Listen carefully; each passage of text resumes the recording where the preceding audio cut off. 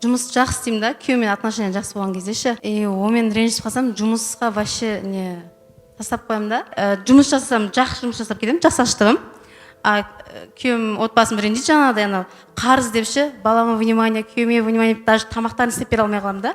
Оларға внимание кезде мына жақта заказым азайып кетеді, жұмысым азайып кетеді. То есть жұмысқа уақыт бөлсеңіз, мына жаққа уақыт бөлмей аласыз ба? Иә, екеуін бірде алып бара алмаймын ғой. Жұмыста не нәрсеге көп уақыт құртасыз? Форма шығарамыз мұғалімдерге, оқушыларға. Оған бір мамандық қоясыңыз болмай ма? Мен сияқты кредитін деп таппаймын ба, или сенбеймін ба? Сізден күшті істейтіндер бар ғой. Сенім арқалау керек. Сізден де мықты мамандар бар. Сізден де жақсы істей алатын мамандар бар. Маман табасыз да қоясыз. Сосын қуаныңыз. Аллах тағала мына жақтың жұмысын берекелі қылып қояды, мына жақ берекелі болған кезде ше. Иә, солай ғой. Соны қуаныңыз да, мына жақтың мәселесін шешу оңай ғой. Жұмыс мәселесін. Мына жақты делегировать